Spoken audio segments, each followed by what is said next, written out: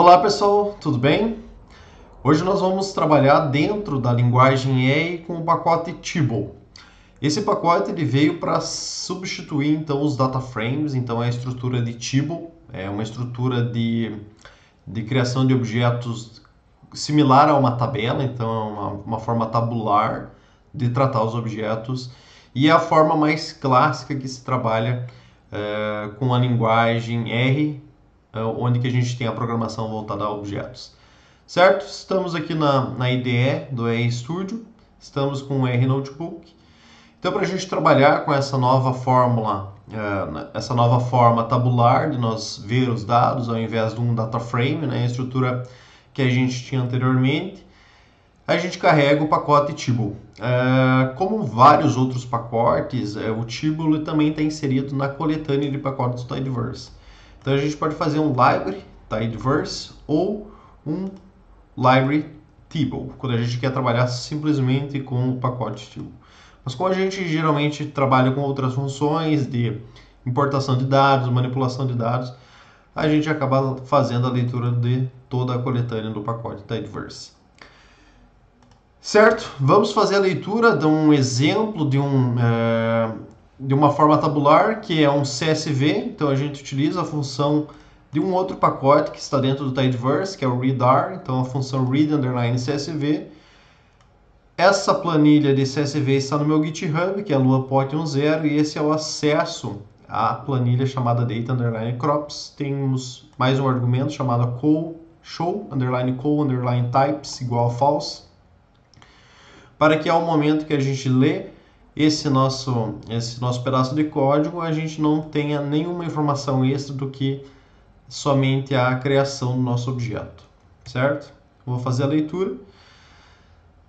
Temos então que são 100 linhas, 9 variáveis. Vamos fazer um class para a gente ver qual que é a classe desse nosso objeto. Então é um table data frame, um tibble data frame. E por fim ele tem um data frame. E lembrando que a estrutura por trás de um data frame é uma lista. Porque uma lista ela consegue armazenar valores em determinada coluna que elas sejam numéricos e uma outra determinada coluna seja caracteres, strings. Essa é a característica da lista. Então a gente tem essa lista, um pouco mais acima dessa lista um data frame e um mais high level agora um tibble, certo? Então ele nos possibilita utilizar algumas funções e a gente vai acabar vendo essas funções no decorrer desse vídeo. Certo, pessoal? Então aqui nós vimos que quando a gente faz a leitura, a gente já tem com o pacote readr essa geração de um objeto chamado tibble. Certo? Como que a gente pode criar um tibble ou até mesmo converter um data frame para um tibble?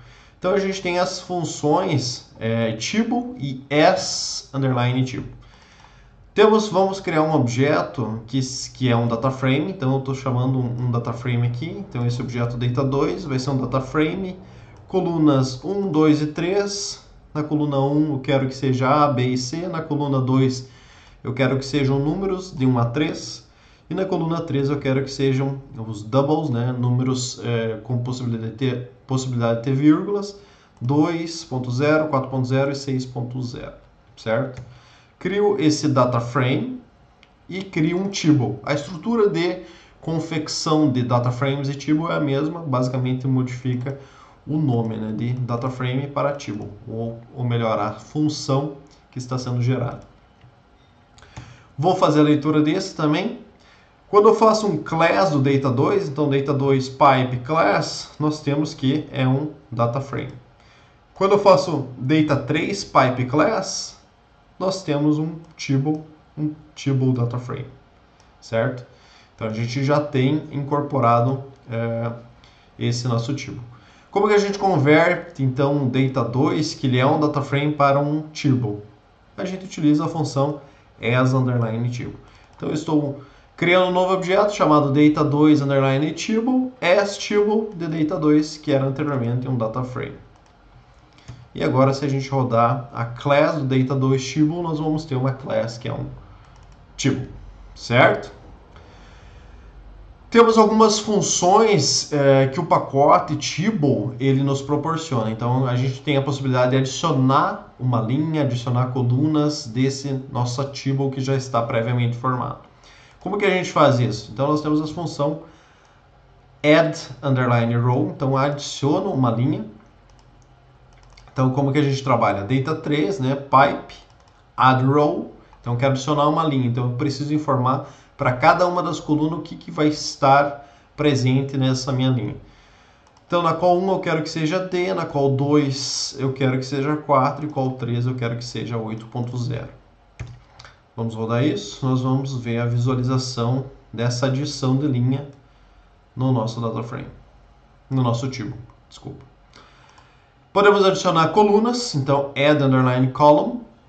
Então a estrutura basicamente é a mesma, nós temos a função add underline column e aqui a gente está informando uma nova coluna. Então eu quero que a nova coluna se chama call underline call 4 e eu quero que ela em cada uma das linhas eu quero que ela esteja na primeira linha data 1, na segunda data 2, na terceira linha data 3 e assim por diante. Quero adicionar mais uma coluna chamada call 5. E essa call 5, eu quero que ela puxe a data e a hora de agora. Então eu chamo a função now abre e fecha parênteses. E esse now abre e fecha parênteses, ele vem da biblioteca LubriDate. Vamos rodar isso?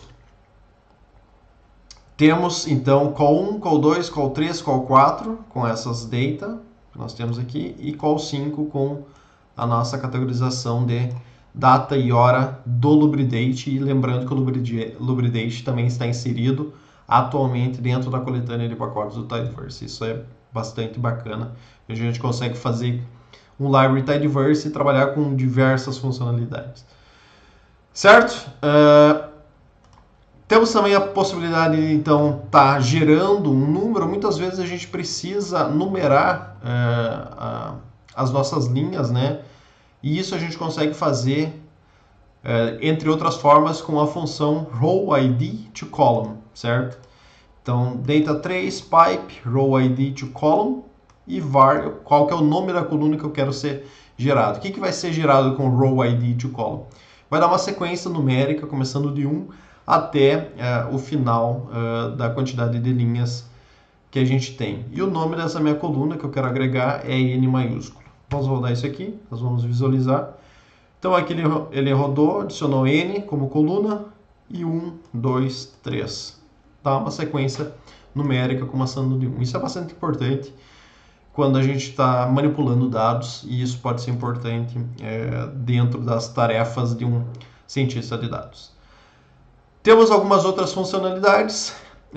Nós temos has underline row names. Então a gente checa se nós temos as linhas como indexadores. Então a gente pode fazer isso fazendo data 3 pipe has row names. Ele vai me trazer um lógico, true or false. Nesse caso a gente não tem as linhas indexadas como indexadas, né, na nossa table. Se a gente tivesse isso, mostraria como true nesse momento. Nós vamos fazer isso. Então eu quero que do data trace eu quero column to row names. Então eu quero passar uma coluna que ela seja o meu indexador de row names, certo? Eu quero que a coluna 1 seja o meu indexador. Então a gente vai visualizar isso. E agora a gente tem esse indexador de linha. Nós temos a call 2 e call 3. E agora se a gente rodar para a gente visualizar se nós temos esse row name, has row names, nós vamos ter como true nesse momento, certo? Quando a gente já formou então esse row names com uma variável que a gente pode ou remover esse row names ou transformar ele novamente. Então row names to column, certo? Então são duas possibilidades, remove row names ou row names to column, ok? Vamos fazer a primeira, então. Se a gente rodar essa parte do código, nós vamos trazer então, nossos row names aqui. Se nós adicionarmos então remove row names, nós vamos ficar apenas com as colunas da nossa table. Ficamos com a call 2, call 3. Removi então o meu row names. Data 3, column to row names. Então, basicamente, eu estou colocando os row names, sendo que a coluna 1 está sendo adicionada como row names. E agora eu quero passar novamente esse meu row names to column. Então, nós temos a função row names, underline to, underline columns, certo? E aqui a gente coloca novamente o nome da coluna. Beleza? Fizemos então toda essa manipulação de dados e o Tibble ele está sendo uma forma mais inteligente de se trabalhar com a estrutura de low level, que seria as listas, e talvez um middle level seja o data frame e high level seja um Tibble. Certo, pessoal? Espero ter ajudado com esse vídeo aula e muito obrigado pela atenção. Até mais.